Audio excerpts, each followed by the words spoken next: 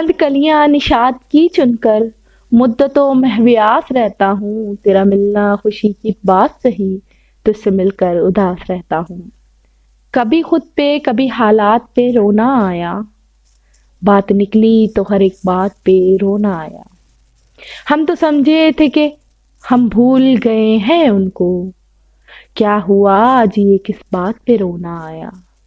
کس لیے جیتے ہیں ہم، کس کے لیے جیتے ہیں، بارہا ایسے سوالات پہ رونا آیا۔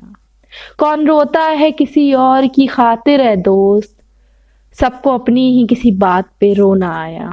دکھوں سے بھرا لہجہ اور لفظوں میں غموں کا غبار لیے شاعری میں عشق کو بہا دینا مجھے لگتا ہے صرف ساحر لدھیانوی کا ہی کام اور صرف ہو سکتا ہے۔ لفظوں میں دردوں کا غبار لیے لفظ با لفظ جوڑنا ساحر لدھیانوی کی ہر شاعری میں محسوس کیا جا سکتا ہے، جیسے یہ زلف اگر کھل کے بکھر جائے تو اچھا، اس رات کی تقدیر سفر جائے تو اچھا، ویسے تو تمہیں نے مجھے برباد کیا ہے، الزام کسی اور کے سر جائے تو اچھا۔ ہم بات کر رہے ہیں ہر دل عزیز اور ترقی پسند شاعروں میں شامل ساحر لدھیانوی کی، جن کو ہم نے شاعری کی دنیا سے لے کر فلموں کے گیتوں میں اکثر سنا ہے اور سنتے رہتے ہیں۔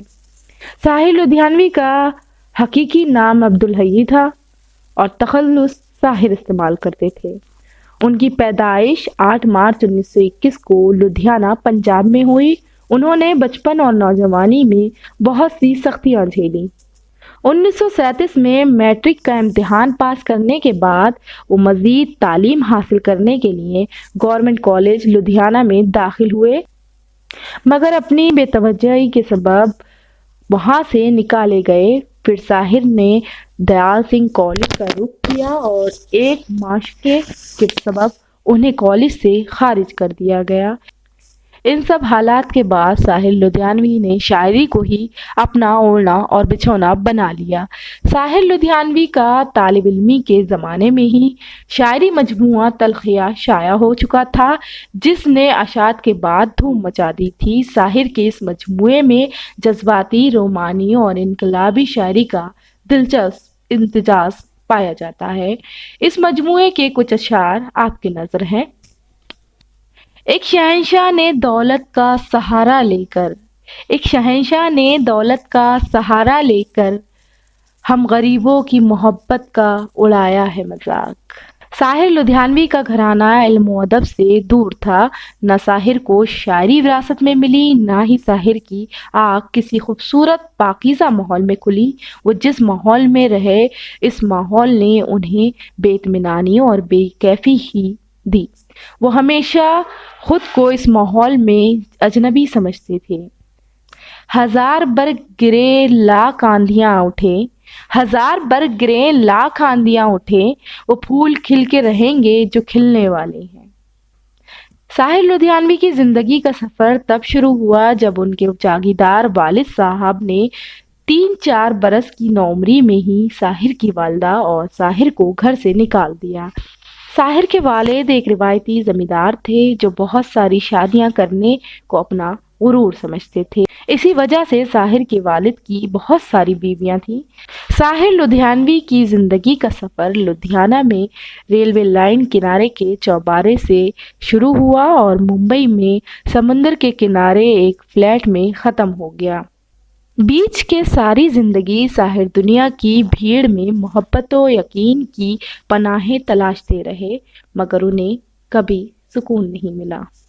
غم اور خوشی میں فرق نہ محسوس ہو جہاں، غم اور خوشی میں فرق نہ محسوس ہو جہاں، میں دل کو اس مقام پہ لاتا چلا گیا، میں دل کو اس مقام پہ لاتا چلا گیا۔ دیکھا ہے زندگی کو کچھ اتنے قریب سے، دیکھا ہے زندگی کو کچھ اتنے قریب سے، چہرے تمام لگنے لگے ہیں عجیب سے۔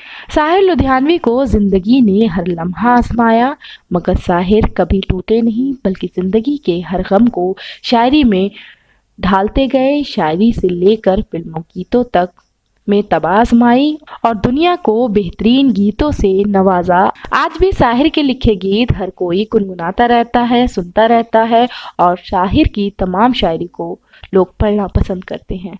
मैं पल दो पल का शायर हूँ, पल दो पल मेरी कहानी है, पल दो पल मेरी हस्ती है, पल दो पल मेरी जवानी है।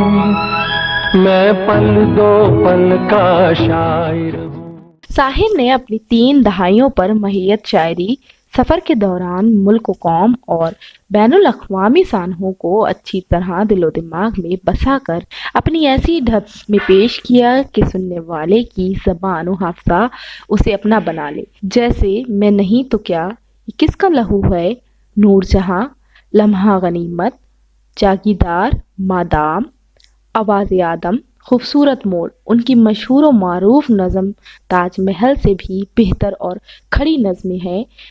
यही उनकी शायरी का मयार मुकर्रर करती हैं। जैसे इस तरह ज़िंदगी ने दिया है हमारा साथ, इस तरह ज़िंदगी ने दिया है हमारा साथ, जैसे कोई निभा रहा हो रकीब से, जैसे कोई निभा रहा हो रकीब से। गर जिंदगी में मिल गए फिर इत्तेफाक से, पूछेंगे अपना हाल तेरी बेबसी से हम। साहिर लुधियानवी ने शायरी में सिर्फ इश्क के जज्बातों को ही नहीं बल्कि सियासी शायरी, रोमानी शायरी, नफ्सियाती शायरी, इनकलाबी शायरी को भी जगह दी है, जिसमें किसानों और मजदूरों की बगावत का ऐलान है। ये महलों, ये तख्तों, ये ताजों की दुनिया, ये इंसान के दुश्मन समाजों की दुनिया, ये दौलत के भूखे रवाजों की दुनिया, ये दुनिया अगर मिल भी जाए तो क्या है। हर एक जिस्म घायल, हर एक रूह प्यासी, निगाहों में उलझन, दिलों में उदासी, ये दुनिया है या आलम बदहवासी, ये दुनिया अगर मिल भी जाए तो क्या है। यहाँ एक खिलौना है इंसान की हस्ती, ये बस्ती है मुर्दों परस्तों की बस्ती, यहाँ पर तो जीवन से है मौत सस्ती, ये दुनिया अगर मिल भी जाए तो क्या है। ये महलों, ये तख्तों, ये ताजों की दुनिया, ये इंसानों के दुश्मन समाजों की दुनिया, ये दुनिया अगर मिल भी जाए तो क्या है। और फिर कुछ यूं हुआ कि अक्टूबर 1980 को गमे दौरा और गमे जाना झेलते इस शायर का मुंबई में इंतकाल हो गया और वहीं कब्रिस्तान में उनकी तदफीन हुई। उनकी कब्र पर उनके चाहने वालों ने एक मकबरा तामीर किया था, लेकिन जनवरी 2010 में इसे मुहज्जम कर दिया गया। अब उनकी कब्र का भी पता नहीं है। तंग आ चुके हैं कश्मकश जिंदगी से हम, ठुकरा ना दें जहां को कहीं बेदिली से हम। दुनिया ने तजुर्बात और हवादिस की शक्ल में जो कुछ मुझे दिया है लौटा रहा हूँ मैं, जो कुछ मुझे दिया है लौटा रहा हूँ मैं।